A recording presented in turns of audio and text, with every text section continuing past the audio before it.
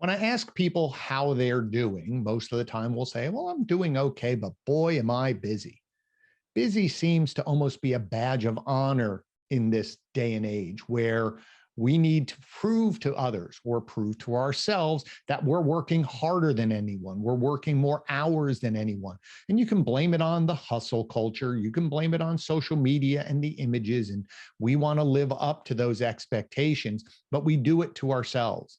And the thing that we don't understand is it is affecting us in a negative way, both emotionally, mentally, and physically. So today I'm excited. I'm bringing aboard this podcast episode, Garland Vance. He is the author of Getting Unbusy, and he shares his journey, how all of that busyness caused a lot of health problems, and he had to rethink his life and his priorities. And he says a great thing. I had to decide what the pace of my life should be. And now he helps others, from Fortune 500 companies to individuals to small businesses, understand how to get unbusy, which doesn't mean unproductive. What it does mean is you're focusing on the right things, the right actions at the right time to generate the right results without adding things on. It's actually the reverse. How do I take things off my plate so I can focus all of my energy on the right actions? So I'm excited for this conversation. So let's dive into today's episode of You're in Charge, Conversations That Spark Change with author Garland Vance.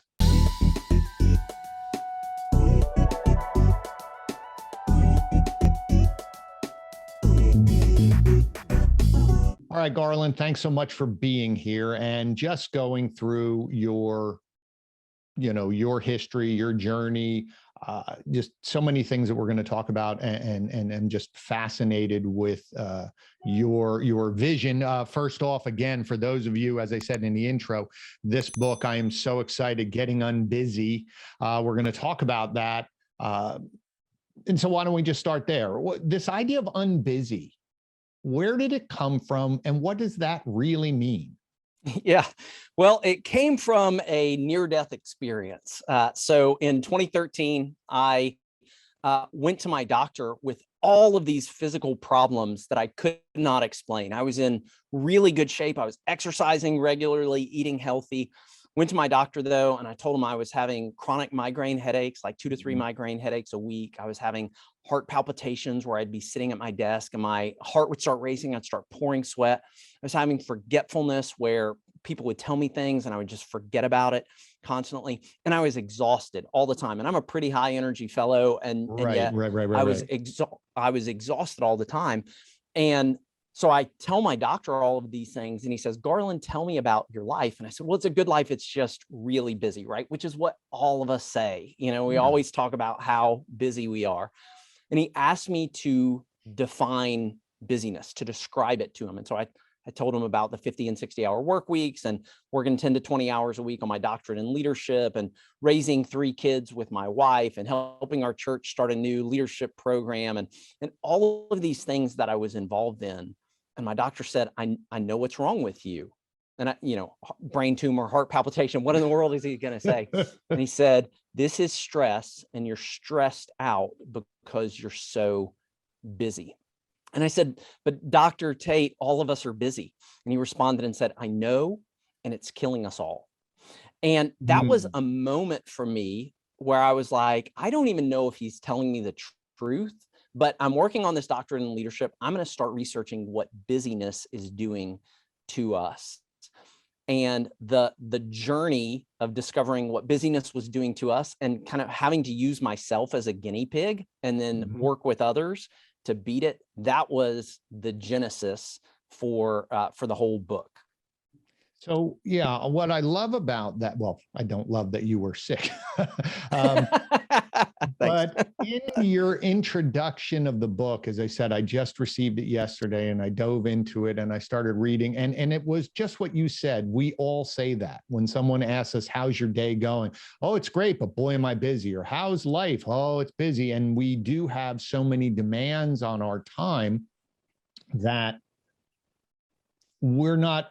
maybe we're not paying attention. Let me ask you then, so in the unbusy, because it just hit me in my head here, is that do we prioritize certain busyness as important And even though we're busy in other aspects, meaning we're driving our children someplace or picking them up, or I have to go shopping, or I have to do something around the house, do we not prioritize those as busy, meaning that we don't look at that as, well, I'm just working and all this other stuff I'm doing is not really important? I hope I'm making sense in what Yeah. I'm asking. Well, you know what busyness is an overcommitment to too many good commitments. And when you have it's kind of like going to when I was in a kid, my family would go to eat at this buffet every Sunday, and they had salads there, they had fried chicken, they had meatloaf, they had ice cream, they had vegetables. I mean, they had everything that you could imagine.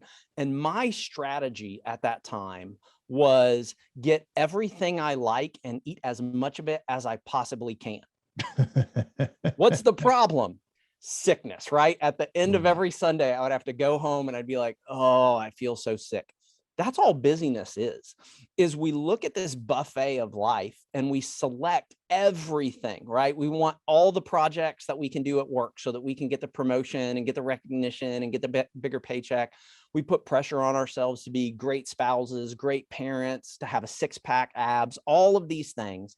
And as we add all of those good commitments into our life, it ends up becoming bad. It makes us sick. It makes us exhausted, stressed out, overwhelmed, and burned out as well.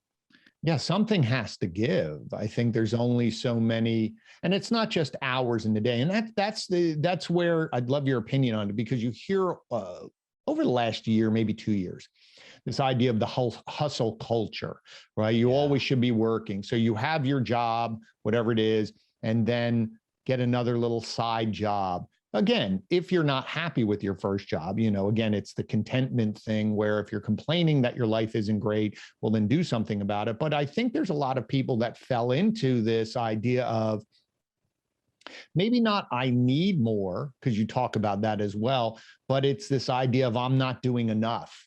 So Right. I'm being judged by others if I'm not doing extra, or I'm not working 16 hours a day. I must be weak. Is that something you uncovered as well in your research? Yeah, absolutely. So busyness is it's this strange dynamic, right? We're all talking about how stressed out we are. We're all talking about how, in 2019, right before COVID, really started spreading, the World Health Organization came out and said burnout is a chronic medical condition that's affecting millions and millions of Americans, right? So we're all talking about how stressed out we are, how burned out we are. And yet we're bragging about this hustle culture, it's the equivalent of somebody complaining that they have lung cancer, but bragging that they smoke 2 packs a day. It like what we're saying ultimately is I'm stressed out, I'm overwhelmed, and I'm exhausted. And I'm going to keep adding more of that stress, overwhelm, and exhaustion into my life. So the craziness right now with the hustle culture is this promotion that flies in the face of what the research has shown. And what the research has shown is if you work more than 70 hours a week, then you can do that for about a year. In years 2 and 3, you plateau to the same level of somebody who's working 40 hours a week. And after years 4 and 5, your productivity drops. So we're bragging about how much time and energy we're expending doing activities, but we're having very few results and very little fulfillment as a result of it. See, that's interesting, because when I used to manage teams, there would be, you would work 40 or 45 hours. The schedules was set that way. And there were people who'd be wanting to do overtime, say, I'd like to work an extra day and maybe another 5 to 10 hours. In their mind, because they're saying I could get time and a half, I want to work overtime. What I started to measure was their productivity in those hours. And was I getting time and a half value results for the time and a half I was paying? And what I found was there was, to your point, a diminishing curve where people could get to 50 hours And again, it was the job was a little bit repetitive, but I saw that diminishing returns. And I, as a business leader, said, no, it Yeah. didn't make any sense. I'd rather, if I needed the hours in the short term, I could do it for a moment because it was a surge from clients. But long term, I would say I need to go out and hire more people to fulfill that volume because the productivity was better.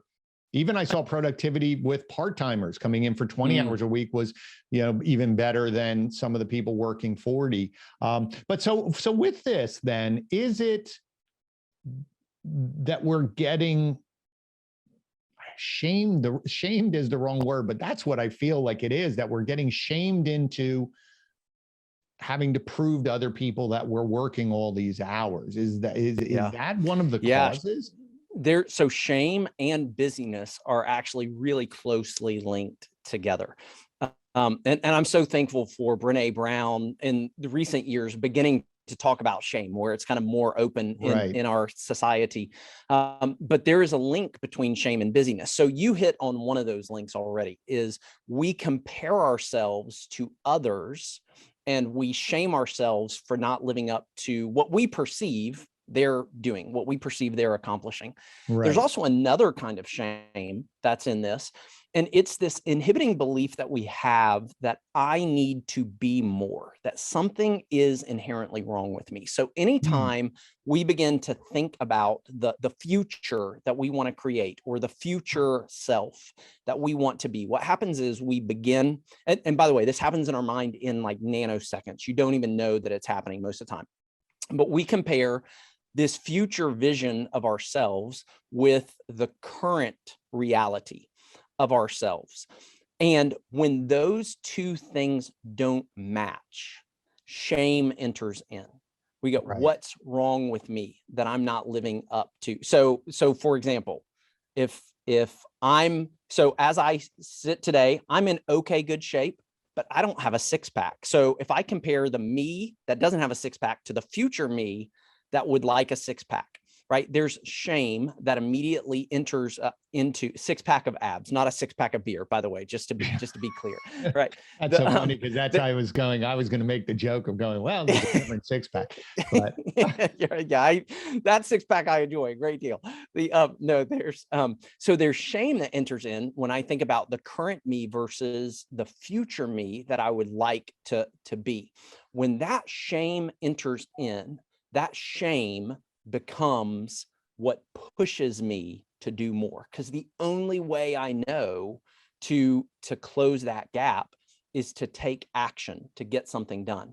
And so we shame ourselves into being overly busy because, okay, the parent who I want to be versus the parent who I am, I should do more for my kids. So we let them get involved in 1,000 different activities. The business leader who I am today versus the business leader who I want to be. Well, I should add more priorities into my life. Well, let me ask you a question. Let me just push back on a second. But is it shame initially, or is it desire to say, I want to do more? Let's go on a positive. I would like to improve my X and I want to go there. Is the shame, even if I say, well, I want to move towards that in a positive way, does the shame show up when I can achieve? Is that when the shame triggers? If halfway through I'm not where I want to be, initially I had a very positive outlook of I can do this, but because of busyness, I can't get there. And that's where that shame starts. Disappointment comes in myself, and then it's work harder, do more, oh, you loser, and all the rest of that. Right. Yeah. I think for different people, it starts at different times, right? For some people, it's like we live in a state of shame. And so there's just always shame that's going on. But yes, absolutely. To your point, I think there are some of us who go, I do want to be better. I do want to accomplish more. And then the progress doesn't happen as quickly as we want it to, which it never does. And so we start beating ourselves up and shaming ourselves. And the natural response to shame is, what do I need to do to fix this? What do I need to add to fix this? So is it, well, we've heard a lot about the influence of, say, social media and images, and everybody's selling you on the story of how great it is, and you don't know. Is that part of this problem? As I'm comparing, let's say I'm comparing myself to you. but all I'm basing it on, because I don't really know you. And even if I knew you a bit, I don't know the day in, day out, your struggles. I'm just seeing these images of, oh, well, look what they have. Look at this. Oh, they're traveling. Look how great they are. And that's where it triggers into my head. So how do we solve that? How do we break that comparison cycle so that we don't go down the rabbit hole of, I need to be busy, I'm shamed, he's better, she's better than me? Yeah. Yeah. So what I think we need to do, so one, acknowledge that it's an inhibiting belief, right? We have this belief that I'm comparing myself to others and I should be living the life that they're living. I think the way that we begin to reshape that and rethink that is to ask yourself the question, what's the life you want to actually live? Like, and not just, not the, lifestyles of the rich and famous, like, Right. like I want an $80 million yacht and, not that, not, the ridiculous future self, but what's the pace of life that I want to live at? What's Oh, I the like that. margin in my life? What's the, so a few years ago, my wife and I started our company. And when we started that, there was everybody around me was like, you're going to hate hours a week. And I actually said, I'm on a mission to show that you can build a great company. And you can do it for 35 to 40 hours a week. I'm on a mission to do that. That's part of what I'm doing. But one of the things that we did is we said, we're going to take Fridays off. Now, that's the pace of life. And Fridays for us are a date day. Like, we typically go out to eat, we go on a hike. It's a date day for us. We designed the pace of life we want to live. And then we can begin saying, okay, now how do we get there? So all of a sudden, we've defined what success looks like. We've defined what we want our lives to look like, rather than looking out and being like, oh, our neighbors drive, super nice cars and we want all those things. No, define the pace of life you want to live. No, see, I like that. I like that a lot. I interviewed a gentleman, his name is Jason Rice, and he started his company for that reason. He said, my goal was to started his own company, left a very successful job, because he said, I wanted to have more control, to be able to spend more time with my family and my children versus working the 70 hours a week, being on the road, missing out on all of those things. So part of his goal with the company was that. It wasn't, I'm going to provide the solutions. It was, I want to control the pace of my life. And I really like that, because I don't think people think about that. We define our life by tangible items, the car, the money, the house, whatever we're doing, versus, to your point, is, no, at 5 o'clock, I shut down and I don't worry about business at night. If, again, a client calls up, it's an emergency. You've got there's always some exceptions in there. Not always. There are occasionally some exceptions in there. Right. But when you say from this time to this time, I'm 100% focused and I shut down, versus doing more, I just don't, I really loved your diminishing returns, because I think people feel it. They don't realize it's happening. And so what they do is they just try to push through and work more hours as a solution. Yeah. Yeah. One of the things I think that we do as people is, so we find significance in certain things, right? And we're always going to find significance. What I've seen for busy people is we define significance by activity. How hard am I working? How long am I working? Right? How exhausted am I? How little sleep can I get by? Right. Well, you've got to go, getting unbusy is kind of the next step in that, of saying, let's begin, at least get to the next stage. I think there's several stages after this, but let's get to the next stage of saying, let's define success by results at the very least, right? Like, let's get out of activity and let's get into results. And so success is results. I think ultimately where we need to get as people is, my identity simply is, right? And like, I am who, if you're a religious person, I am who God created me to be, or this is who I am. And I am confident in who I am, period. Not because of my success, not because of my activity, just because of who I am. So, and just as you've been talking, my head has been, jumping around to people who I know. And there is I get up at 3 o'clock in the morning. You need to get up at 5 o'clock in the morning and, show how hard you get an extra, every hour you're up earlier. Look at all the work that you can do by the end of the month. You're ahead of everyone else. But that's if you know what to do with that hour, or more importantly, yes, you started your day, but was the last couple hours of your day productive as well? I think that's fascinating. Okay, so let's go down this road. If you're sitting in front of a group of people, and I know you do this, you go out and you train and you talk to people about this. People are going, okay, what does all this mean? How do I become unbusy? Give me 3 or 4 things or questions that people listening should be asking themselves or thinking about in order to sort of go through their life and saying, am I busy for the sake of busy? Right.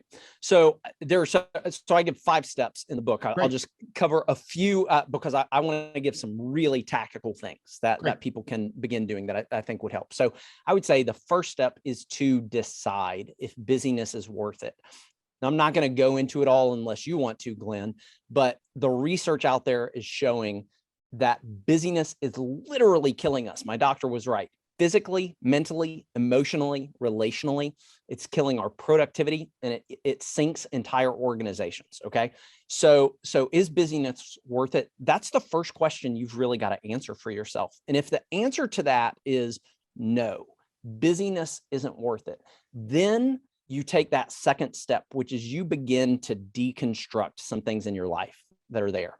And what I really want to encourage people is deconstruct some habits and deconstruct commitments. Okay. So let's get real tactical here. Sure. There is one bad habit that keeps people trapped in busyness, and it's saying yes too quickly and too often. Most people, when they're presented with an opportunity, they say yes, and then 10 minutes later, they're like, how in the world am I going to do this? Right. So I call it, they default to yes and defend their no, right? So they automatically say yes. And then if they can't do it, they begin to defend it. They make excuses for it, which just opens up the door for people to argue with you around that. If you want to start getting unbusy, you need to flip the script on that, and you need to default to no.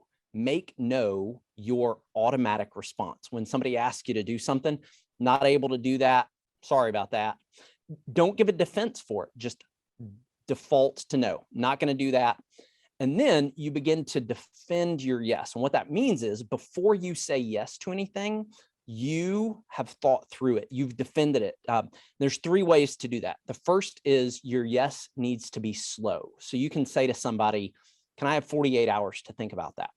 Right. So immediately you're giving yourself some space. Right. So you make your yes slow. The second is you have a careful yes. So a careful yes means that you actually think through the ripple effect of saying yes to this. So if you say yes to, going to a book club every month, that's not a 1-hour commitment.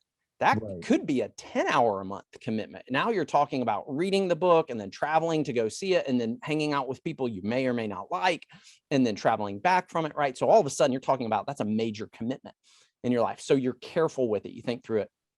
And then the final way to have a well-defended yes is that you subtract before you add. You look at your life and you go, if I'm going to add this book club, if I'm going to add this project at work, what's one thing I can take out of my life so that I have a little bit more room for it to happen? That is, I would say, one of the best tools that people can do that helps them get just start taking their first step toward getting unbusy. See, I like that because you're taking inventory of your life, of all the demands on your life. And it's interesting because I know people in business do this naturally with customers or their clients, meaning if you purchase a service from me and it's X and you pay Y and you say, well, I want a little more, you say, well, you either have to pay more or something has to come off of this, right? You want this piece? Well, something has to come off. It replaces, it isn't just stacking on top. so that I love that analogy, because if you're going to say, I am going to commit to this, I need to understand what comes off Yep. my plate, especially if it's long term. If it's a one-time thing, truly a one-time thing, you can Yeah. say, yes, I'll do it. But if you're saying this is a commitment of my time over the next 2-3 months, whatever that time frame is, be it signing your child up for a certain activity, understanding, well, who's taking the child back and forth and how does that fit in, or traveling, taking a commitment to say, sounds great, I'm going to go travel and train, or I'm going to go speak. And then you have to think through it and say, well, how does this impact everyone else around me? So I love those 3 steps of really auditing without guilt, because I think our default is, if I say no to you, I'm a bad person. Right. Right. Right. We think that all the time. We think I must be a terrible person for saying no. And the reality is, if you say no and it's important to that person, they will ask somebody else to do it. And if it's not important to that person, why would you want to take that on in the first place? Well, also, I think it can happen is what's worse, which is the worst disappointment, saying yes and not delivering, or being upfront and saying, no, I can't for whatever reason. And they go, okay, Yeah, that's fine. yeah, You know, right. Okay. I think that's the worst one. So let's pivot on this, because I want to get into taking this framework, because a lot of this busyness revolves around work, be it your company or you're in a company with a lot of demands on you. And sometimes things get lopped on your plate and you may or may not have the ability to do what you just said and say, no, we got to take that off. So I know you work with businesses to create this culture. I think you and I were talking earlier, this culture of leadership and this culture of really getting the best out of our employees. And part of that would be how to help them be unbusy for the sake of focusing on. So talk to me about how I know you mentioned earlier, you have another book coming out with you and your wife focusing on this. So talk to me about how businesses can focus on being unbusy while being productive. Sure, absolutely. And whatever we do as individuals, it tends to be what we take into business with us. So businesses are adding to our busyness, but we're also adding to organizational busyness when we step back into that. So explain that to me. Explain that to me. I don't want the people to go by, because I get the business is dumping on me and making me more busy. When you say I'm bringing my busyness into the business, what does that mean? Right. So it means 2 things. One is let's say that I'm a mid-level manager, okay, for a Fortune 500 company. I'm going to be a busy person. The business is pouring some busyness onto me, right? They're saying, here's our 15 priorities that we've got. But then I'm coming into work every day as a busy person. Not only do I have the business's busyness, but I have all the busyness that I'm bringing from the other parts of my life. Okay. Well, what do busy people do? Busy people create more busyness, because the assumption is if we're not getting the results that we want, we must need to add something to it, right? We must need to do more. And so you've got this busy person who's coming into the organization and they're saying, hey, we're not getting the revenue that we want. What do we need to add in order to make it happen? Not saying that they're wrong. You may need to add something. Do you think that a lot of times the first default, because what popped into my head is the first default is we just need to work harder or work more at whatever our process is, or to deliver more. In reality, we could be working hard at the wrong actions. Right.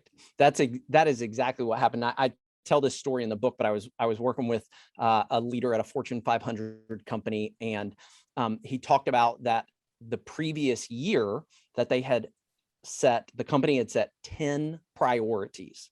They did not accomplish a single one of those priorities. They made progress, but they didn't accomplish a single one of those. And so I said to my client, I was like, tell me what the answer was. Like, how did they decide to respond to that? And he said, well, what the senior leaders of the organization decided is that we must not be inspired. Our vision must not be big enough. We must not be compelled to work hard. And so instead of identifying 10 priorities, they identified 15 for the following year. And I was like, I can go ahead and tell you, you're going to have even less success doing those Sure. because you've dispersed all of that energy. So yeah, so whenever I'm working with an organization, one of the things, again, I want to be real tactical on some of these things, Please. is it's okay to have really big goals and to set really high priorities, but I think you need to you need to answer 4 questions when you do that. Okay. So let's say you say we're not achieving revenue. Here's the revenue that we need to get. Okay. How are we going to do that? You create this plan. So now there's 4 questions that you need to ask around that. The first is, what do we need to stop doing right now? And that's the hardest question because it flies in the face of what we think. But the first question has got to be, what do we need to clear out? What meetings are we currently having that are not serving the purpose of us achieving this? What software are we using? What fill in the blank. There's so many things that Right. organizations need to stop that's going to free up tons of time and energy. Then the second is, what do we need to initiate? Okay. If we're going to make this goal happen, there's going to have to be a few things that we start doing, but anything you initiate takes way more energy than just maintaining. And so you want to look at those things and say, how do we minimize the things that we need to initiate? What are the 1 or 2 things we need to initiate that are going to take a lot of time and energy to get off the ground? So what do we stop? Now we've got time for it. What do we initiate? The third is, what do we need to maximize? Are there 1 or 2 things that we're currently doing that we can make teeny tiny tweaks to that will help us accomplish this? And then the fourth, and this one, oh my gosh, organizations struggle with this. What do we need to maintain? In other words, what is good enough for right now? And you actually want to identify all of those things so that your organization and the people in your organization have permission to not mess with those things. They have permission to be like, good enough is good enough in this area for Right. now. What tends to happen is we add one thing and then we find 5 other things that need to improve as a result of it. And so Right. this gives them the freedom to go, hey, that's off the table. We're not even looking at that.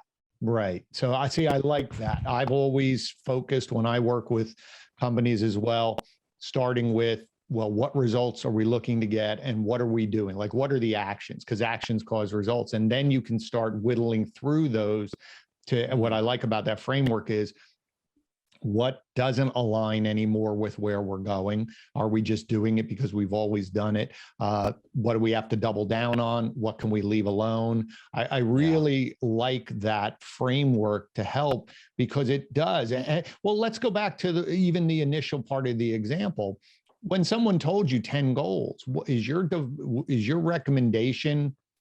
You should focus on 5 or take your top 3 and align your resources. You're too diluted. Yeah. Yes, absolutely. So the research, so this was reported first time I saw it was in the 4 disciplines of execution. But what they talk about is if you have 10 or more goals, I believe you have a 5% chance of accomplishing any of them. If you have 4 to 10 goals, I think it's 20% chance of accomplishing any of those. But if you have 3 or less goals, you have a 95% chance of accomplishing those. Right. So either, get rid of some of those goals and say, these are the top 3. Don't do what most organizations do and say, how do we combine these 10 goals into really complex compound sentences? And that's not what we're talking about, but it's really begin to say, what would you rather do? Would you rather have a 95% chance of achieving 3 goals? And then next year you can redo Find that. 3 more. Or do you want to have or do you want to have a 5% chance of accomplishing 15 goals and getting to the end of the year and being like, man, we spent a lot of energy and we have nothing to show for it? Well, yeah. And I've also seen where people have goals or priorities assigned to the wrong people, right? Those 10 goals, maybe those really are 3 goals for 3 departments or 4, 2 goals for 5 different departments. And if you just didn't have everybody wasting their time, to your point, in meetings. I'm sure there's tons of times where people are sitting there going, this has nothing to do with me or my department. Why am I in this meeting? For some reason, we have them there, versus saying, here's your 2 goals. Here's your 2 goals. Here's your 2 goals. Go accomplish them. Maybe we can accomplish 10, but that's only because we've broken it down into bite-sized pieces and given them to the right teams in order to execute. Yep. Great insight, Glenn. So true. So talk about, I was fascinated with our earlier discussion, talking about this idea of building out teams. As I said to you early, the point of this podcast always was designed for helping those who are in charge of teams or projects or businesses, because a lot of times they're thrown in and there's no one helping them. It's like, figure it out yourself. Right. And you said something that struck me about, there's a lot of companies who talk about culture, or say, we have a culture of leadership. We want to create leaders here. Yeah. But then they don't do it, or they don't know how to do it. So when you're called upon, if I'm a business leader and I say that to you, but I'm honest enough to say, I don't know how to do it, what would some of your tactical things, strategies be? Yeah. So if you have this desire to create leaders and develop leaders around you, the first thing that you do is you have to define what leadership is in your company. And it doesn't have to be some, huge, deep Webster's dictionary type of definition, but you really have to define what leadership is. Why? Because leadership is such a common word right now that it has no context whatsoever when we do it. So we want to help you first define what leadership is. The second thing that you do is you identify the common traits or characteristics or competency, call them whatever you want. But identify a handful of traits that you say are common for all leaders in your organization, because leadership is context specific to that company. It's context specific to the goals that you're trying to achieve, to the culture that you're trying to build. So just because you're a great leader on a basketball team doesn't necessarily mean you're going to be a great leader at this manufacturing company. So you've got to give some common traits. What I have found over the last 20 years of researching leadership is, I think there are 7 traits that come back over and over and over again to leadership. In fact, probably about 95% of the time we've seen these used. So it's character, right? If you're going to be a leader, you've got to do the right thing. You've got to be willing to make the hard decision, do the hard thing. Second is, if you're going to be a leader, you've got to have competence. Now, what kind of competence? The competence to lead your team the way they need to be led, right? And so that's just, if you're going to lead well, you've got to lead the way that your people need and lead with them in mind.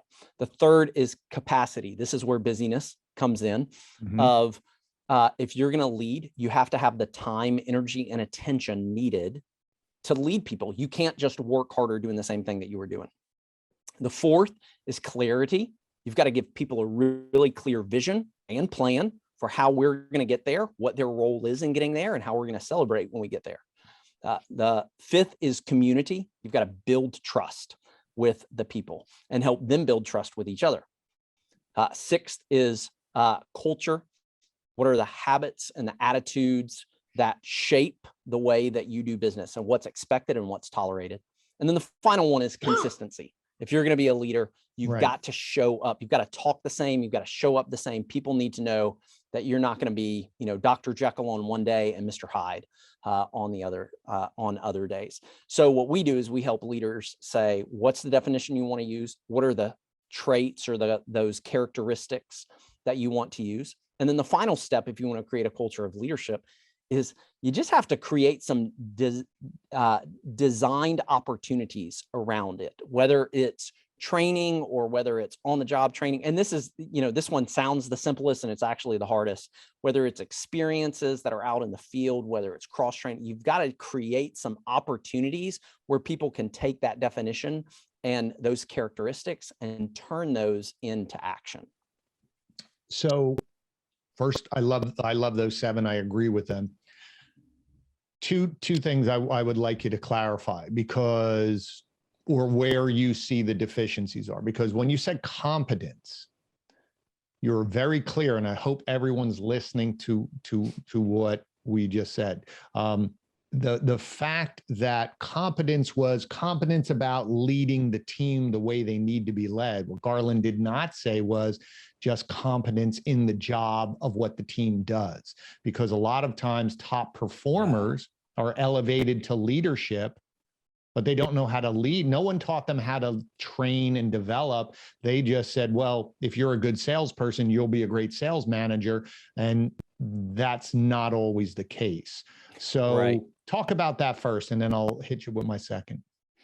Yeah, so I think that's one of the things we see so often is somebody gets promoted and what they think is, I just need to work harder doing the same things that I did. And that's not it at all. So I was actually in a training yesterday with some leaders, and I said one of the things I said to them that I just say this all the time is, the higher you go in leadership, the more you've probably been hired because you can execute. But the higher you go in leadership, the more time you need to spend developing relationships with people. Not like fuzzy, we're having barbecue relationships, but relationships where you trust them and they get really clear on what it is that they need to do. So the competence, the skills, the time that you spend, the type of work that you care about, those things have to change as you grow in leadership. And even on first level leaders who are just stepping into their first job, I think so many times they make this mistake of thinking that they need to have the competence of the CEO, and they don't need the competence, right? The CEO needs to be thinking 10 years down the line, and strategy and global markets and all of those things.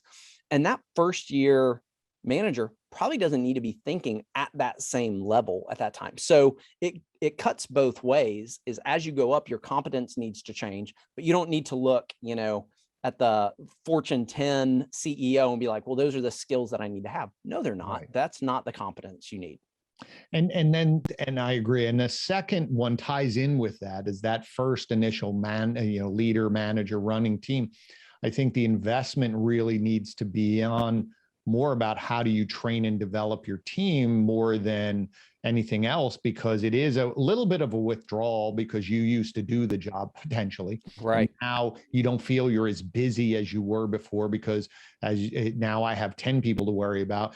But as you said at the last piece was, it sounds easy, but it's very hard, because most people focus a lot on training, which in my mind is that's very front loaded, versus developing their team, which is that ongoing process of there has to always be something to keep them sharp, keep adding to them, keep moving them along. That's that. And I hear it often, is we talk about training, and I always say, yeah, but it's really those two words go hand in hand, and we keep missing the development part, but we focus on the training. Yeah. Yeah, I think you're absolutely right. So many organizations are going to pay somebody to come in, and don't get me wrong, sometimes they pay me to come in, they probably pay you to come in, right? And you do some kind of training, you present something, people walk away, they kind of take one nugget. But the idea of development is saying, let's say you were the sales manager who's developing your sales team, right? Development is typically tied to a goal of some kind, right? Like, we want to increase your close rate to let's say 25%, from 20 to 25%.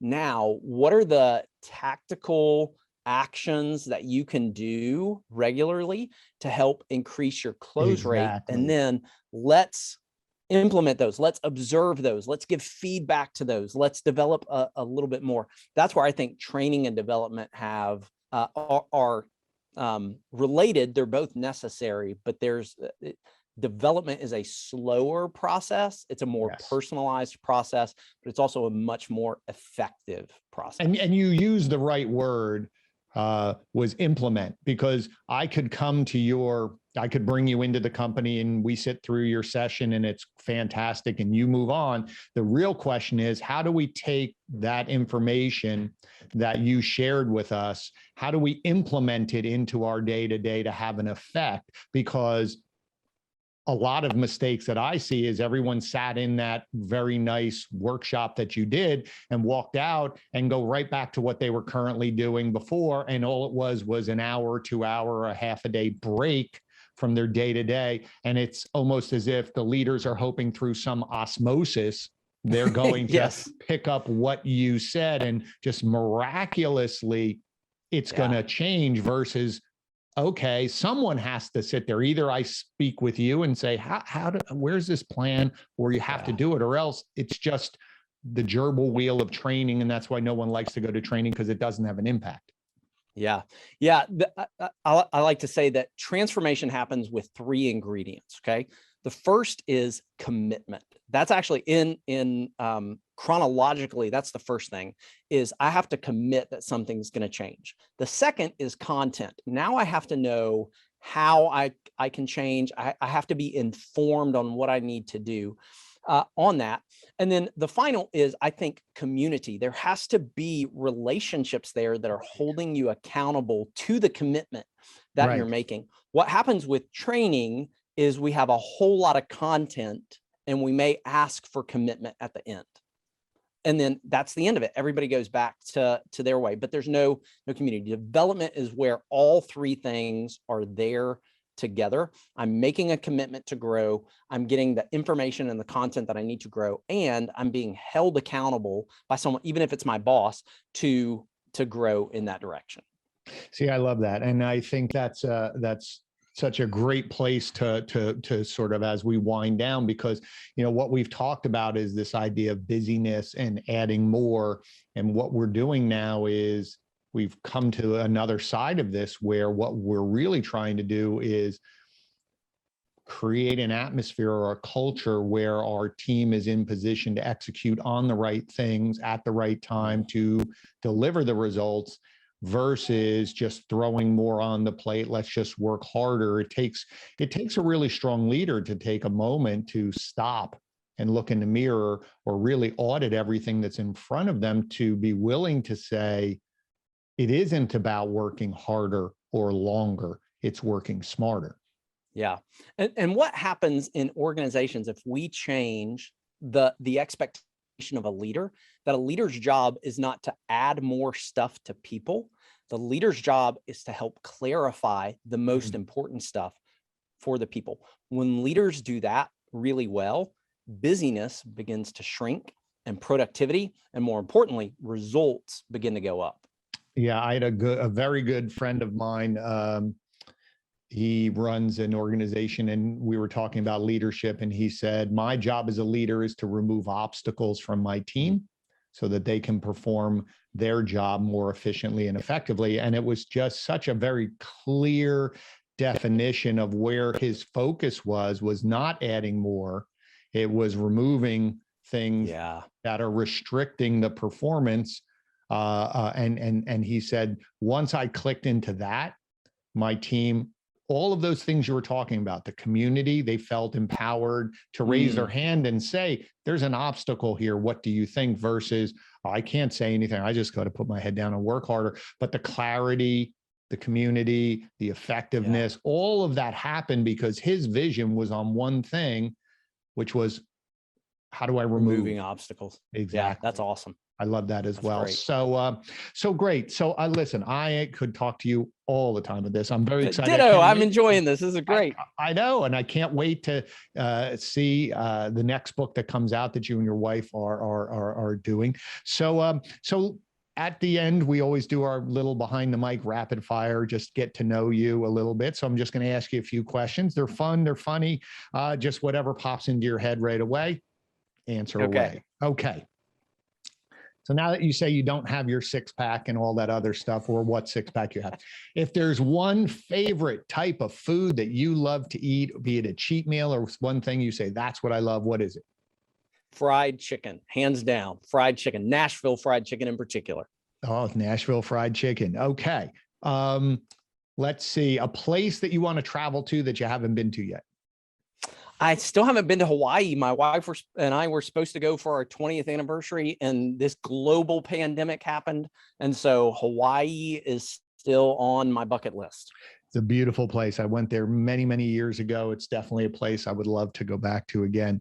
What was a favorite cartoon for you as a child?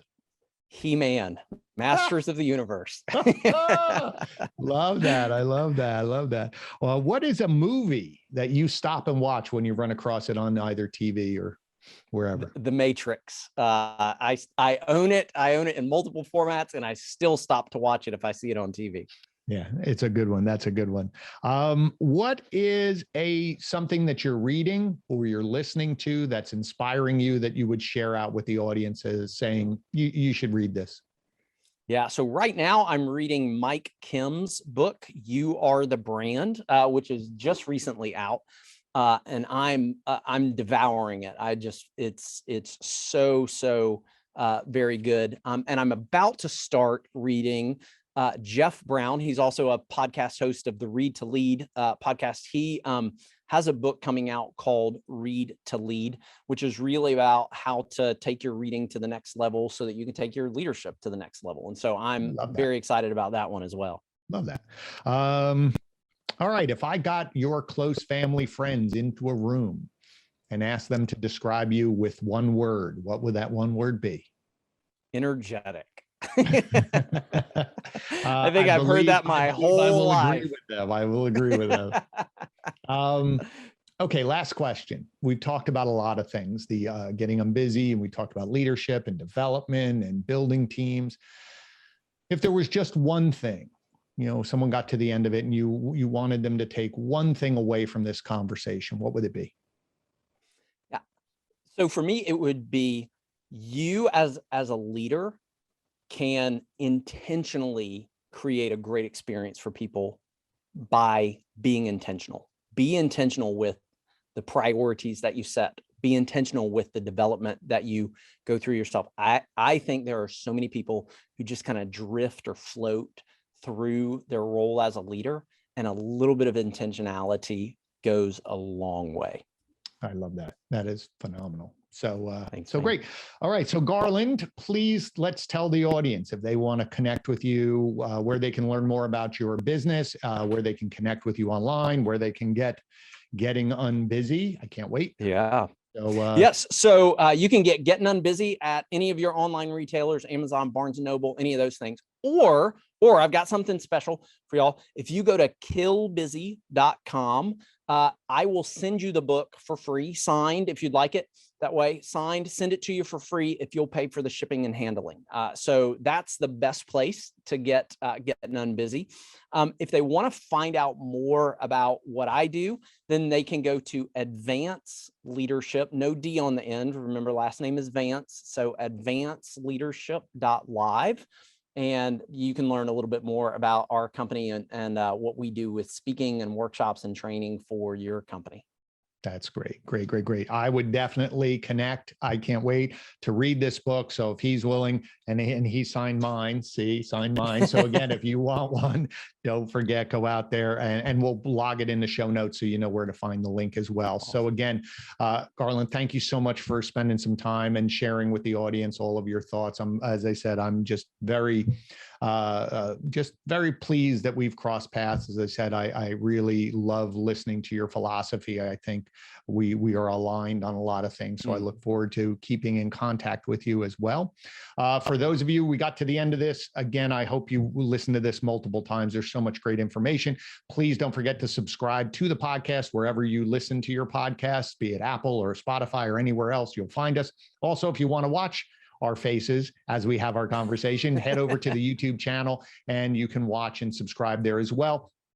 Please don't forget to share this out. There's a lot of people who really could benefit from what Garland is talking about to help their careers move forward. And also, please don't forget to review us and comment below. I want to hear what you think about the conversations that we're having here right now. And so again, I know there's a lot of places that you could listen to your information. I appreciate you spending time with me. As I say at the end of every show, you're in charge. But now Garland gave you a few more tools to help you become more successful, both personally and professionally. And I look forward to seeing you again next episode. Garland, thank you so much. I look forward to talking to you again. Take care. All right. Sounds great. Take care, man.